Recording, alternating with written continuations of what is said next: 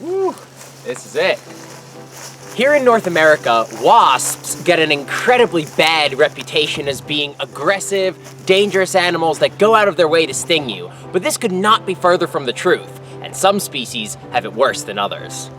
The eastern velvet ant is our target today, and as one of the most vilified species here in North Carolina, we want to get one up close, out of the environment, and in hand to show you what makes them so special.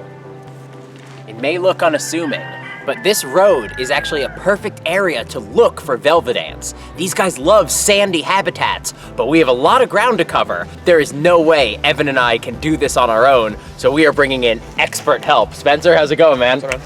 This is Spencer Hoffman, our good friend and fellow wildlife YouTuber, and he runs My Wild Backyard. So Spencer, you want to tell us where we are and how we're gonna find these velvet ants? We are literally in my front yard, next to my driveway, and this sandy soil with a little bit of grass, pine needles and stuff is perfect environment for several species of velvet ants, all with gloriously painful stings and amazing aposematic coloration. So any of them will be really exciting to find, but that big eastern would be perfect. That's the goal. All right, so we are gonna hike along here, see if we can turn up a velvet ant. Now this area that we're exploring may not look very big, but because our target species tops out at just an inch in length and can move incredibly fast, this search is actually a lot more difficult than it appears. It is going to take all three of our combined effort to find a velvet ant, but we're definitely looking in the right spot. Insect hunting is all about looking for microhabitats, the smaller sections of a larger habitat that contain the perfect conditions for a certain species or group of insects. Velvet ants prefer sandy and sparsely vegetated microhabitats exactly like the ones formed by the road in front of Spencer's house. And if we do enough passes of this area and pay close attention to the insects we spot scuttling around, we have a pretty good shot at intercepting one of these incredible wasps. The velvet ants' habits also give us a clue about how to find them. They are terrestrial, meaning that they live primarily on the ground. By scanning the ground for any movement and sticking to the right microhabitat, we've put ourselves in the perfect position for an exciting encounter. Movement there. Beetle? Maybe. Red. No, wait. Velvet ant! No way. That's an eastern? That's a gold one too. Wow. Usually I see them a lot redder than this. That's nice. That's so cool. Ooh. That is our lifer. Come here, you. Come here. Can you scoop her up? There we go. That is the eastern velvet ant, Dasyamutilla occidentalis. This is my lifer, Evan's lifer, the first one we have ever seen in the wild. And all it took was coming down here to North Carolina. Let's go. That is awesome. All right, you have a container, right? I have a container right here. Awesome. So we are gonna put her in a container to keep her more secure for now. See how she's backing up? Mm-hmm. Let's see if we can just gently get her into the container. There we go. Oh. Easy. Nice. That is awesome. All right. We got our velvet ant. Now, let's take an up-close look. Yes. This is what we want. All right, first thing you'll notice is that bright orange. Now, usually I see them, they're a bit of a deeper red. This is a super gold one, which is kind of nice. A little bit of a color morph. We can probably take the top off so you can see her better before we get her in hand. And what's amazing is you have that striking orange on jet black. And that is aposematic coloration. That is the zoological term for warning colors. So to start to deconstruct this myth that wasps and velvet ants in particular will go out of their way to sting people or other animals, that is just not true. She has warning coloration that you can see from a fair few paces away, so she doesn't even need to be close to you to tell you to leave her alone. That's what aposematism does. It warns a potential predator, someone like a big mammal like us, to stay away because she is packing a particularly painful sting for a wasp that size. This is one of the most beautiful wasps we could have ever hoped to come across, so I am absolutely thrilled. What about you, Spencer? Oh yeah. This is awesome. It's time now for the test. We're going to get the velvet ant in hand, but I actually don't want to be the one to do it because I know someone is particularly excited about this moment. I think Evan is actually going to take control of this segment. Okay. I'll pass the camera off to you.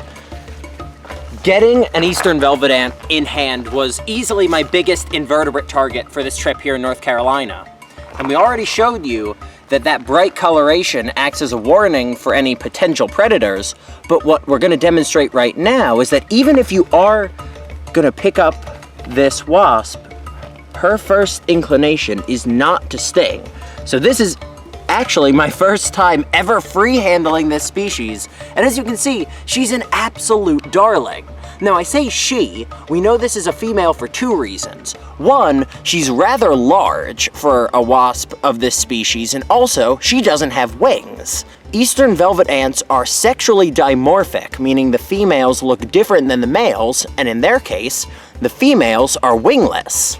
And what's super cool is that also, another big difference between the males and the females, only the females have stingers. So that famous defense mechanism that this species possesses only exists in the females, but the males have very similar coloration, that bright orange or red. So to a potential predator, the males look just like the females with that dangerous sting, which is a form of auto-mimicry. The male looks like the more imposing female, and that keeps potential predators at bay. Now these guys have a really funny nickname, cow killer. It's said that the pain of this sting is so bad that it could kill a cow. Now, I will say one thing. I have not been stung by a velvet ant, but I have heard it is pretty nasty. But that is actually a really cunning defense mechanism out here in the wild. See, a wasp like this sticks right out. And that means that she is warning predators to not mess with her. And she better have a really good sting to back that up, which will keep reaffirming that this kind of coloration is something you don't want to mess with. That said, the pain that comes from this sting is really meant only to serve as a warning for potential predators, to teach them a lesson of not messing with this species. It is in no way capable of killing anything, especially not a large mammal like a human. And actually, their role in the environment as an adult like this is pretty innocuous. These guys are nectarivorous, meaning that they are exclusively eating nectar from flowers, so they pose absolutely no threat to a human or really any mammal out here in the environment. What's a real shame is people will actively kill these insects. They stick out, people hear all kinds of urban legends about them, and they fear this animal and kill it for that exact reason. The problem with that is not only are you destroying a beautiful life, but these insects are actually great pest control. See, what this little lady's doing out here is hunting for insect eggs. While as adults they only eat nectar, their larvae actually eat the eggs of other insects. And those larvae get there by being laid by one of these, because they're parasitoids.